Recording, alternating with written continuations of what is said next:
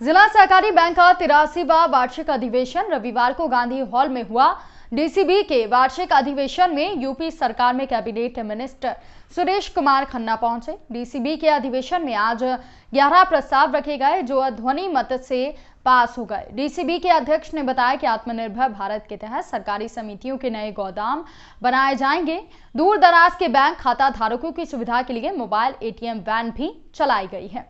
शाहजहांपुर के गांधी हॉल में आज जिला सहकारी बैंक का 83वां वार्षिक अधिवेशन हुआ। डीसीबी के अधिवेशन में मुख्य अतिथि के रूप में यूपी सरकार के कैबिनेट मंत्री सुरेश कुमार खन्ना पहुंचे। जिला सहकारी बैंक के अध्यक्ष डीपीएस राठौर ने बताया कि अधिवेशन हर वर्ष होता है। आज के अधिवेशन में जिले भर की बैंक शाखाओं में और सहकारी समितियों के लोग शामिल हुए। डीसीबी के अध्यक्ष ने बताया कि आज के अधिवेशन में 11 प्रस्ताव प्रस्तुत किए गए, सभी प्रस्ताव पास हो गए। जिला सहकारी बैंक के अध्यक्ष डीपीएस राठौर ने बताया कि उनकी बैंक के ऐसे खाता धारक जो दूर दराज के गांवों में रहते हैं और बैंक की शाखाओं में आसानी से नहीं पहुंच सकते हैं, ऐसे खाता धारकों को बैंक की हर सुविधा घर बैठे प्रदान करने के लिए जिला सहकारी बैंक ने मोबाइल एटीएम वैन की शुरुआत की है। ये वैन गांव-गांव में जाकर खाता धारकों को जमा और निकासी की सुविधा उपलब्ध कराएगी। नहीं देखेगी, बाहर खड़ी है, आप देख लीजिएगा। नमूने के तौर पे हमने मोबाइल एटीएम मशीन वैन तैयार की है। मोबाइल एटीएम वैन दूर से दूर जहाँ पे भी जाना होता है वहाँ पर जा करके वो आपको के लोगों का कहीं न कहीं हम तलफी होगी, उनके अधिकारों का हनन होगा और कुल मिलाकर वो संस्था दिन पर दिन नीचे की तरफ जाए। सबसे बड़ी इनकी पूंजी यह है कि इस बैंक के प्रति लोगों का विश्वास बढ़ा है। पहले जो कोऑपरेटिव बैंक के नाम से घबराया करते थे, कह रहे कोऑपरेटिव बैंक बने जाएंगे, पता नहीं वहाँ पर पैसा जमा होगा या नहीं होगा, लाकर वहाँ का ठीक प्रकार से ऑपरेट होगा या नहीं होगा। तमाम तरीके की शंकाएं लोगों के मन में थी। क्यों? इसलिए थी कि क्योंकि नेतृत्व में अपना पराया ज्यादा था और अब कानून के शासन में इस योगी जी की सरकार में जहाँ सब चीजें पूरी तरीके से पटरी पर आने का दावा किया जाता है, तो उसी श्रृंखला में ये कोऑपरेटिव मूवमेंट पर बहुत बड़ा परिवर्तन आया कि लगातार 70 सालों में पहली बार ये स्थिति देखने को मिली है कि जो हम हर तरफ लाभ देख रहे हैं।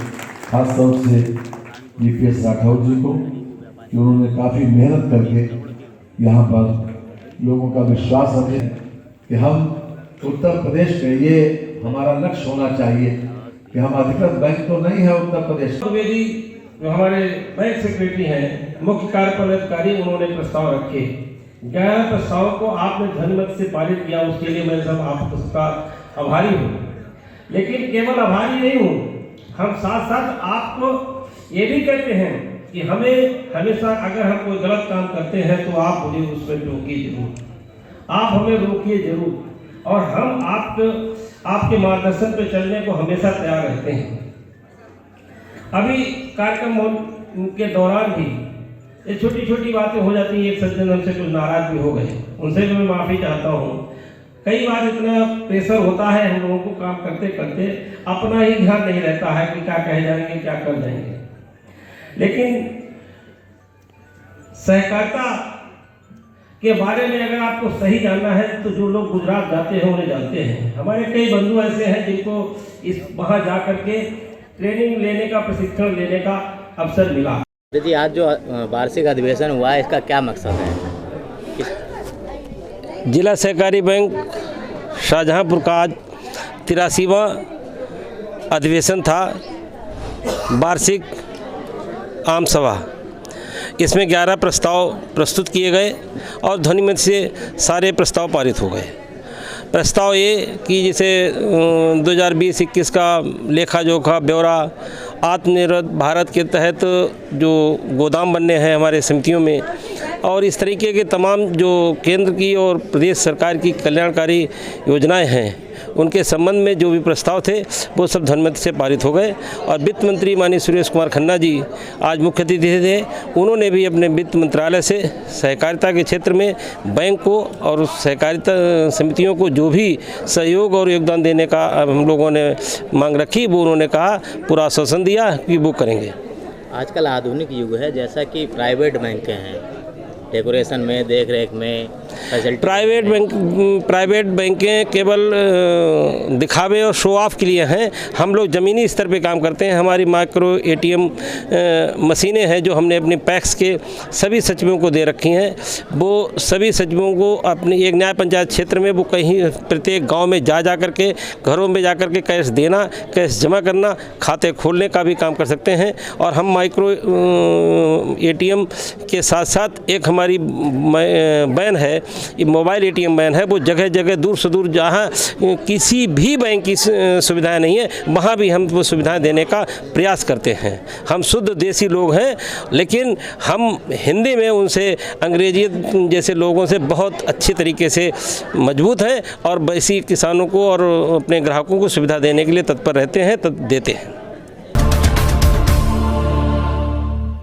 शाहजहांपुर के नगर आयुक्त ने देर रात रैन बसेरा का निरीक्षण किया। नगर आयुक्त ने रोड किनारे सो रहे लोगों को रैन बसेरा में भिजवाया। रैन बसेरा और शेल्टर होम में लोगों को मिलने वाली सुविधाओं का नगर आयुक्त ने निरीक्षण किया। सड़क किनारे सो रहे लोगों से नजदीक के रैन बसेरे में सोने की अपील की।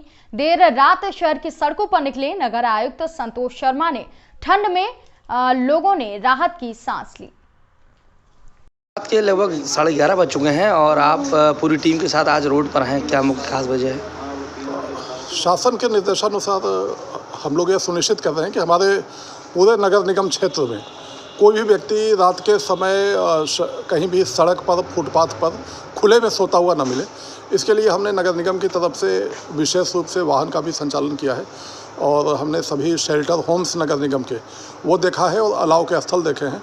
और हम लोग नियमित रूप से दिसंबर के प्रथम और द्वितीय सप्ताह से ही हमारी टीमें मुस्तैद हैं।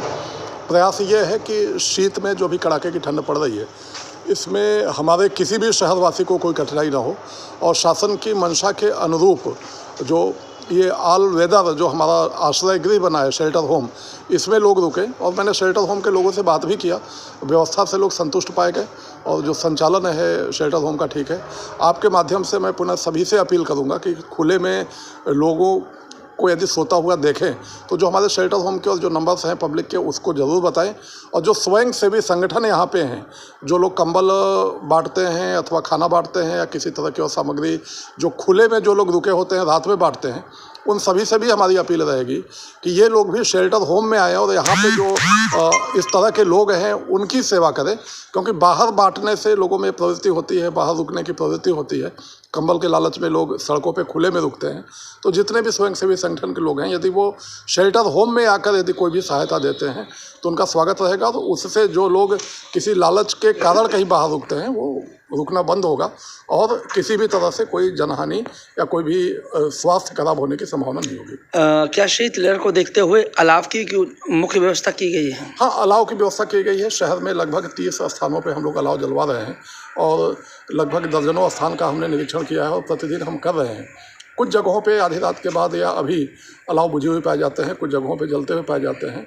लेकिन अलाव का बुझना और जलना इस पे डिपेंड करता है कि वहाँ पर कोई है या नहीं है उसका लाभ लेने वाला। जब कोई वहाँ पे नहीं होता तो लकड़ियाँ बुझ जाती है, लेकिन अलाव की व्यवस्था की जा रही है और प्रत्येक जगह पे हम लोग पर्याप्त लकड़ी की व्यवस्था करने का प्रयास करते हैं। और विशेष रूप से ऐसे जगह जो सार्वजनिक स्थल है, बस स्टेशन है, रेलवे स्टेशन है और जो प्रमुख चौराहे हैं, चाहे घंटाघर का चौराहा हो, आपका केरूगंज का चौराहा हो, कई ऐसी जगह हैं जहाँ पर कि पूरी रात भर अलाव वहाँ पे जलता है और वहाँ पे लोग रहते हैं।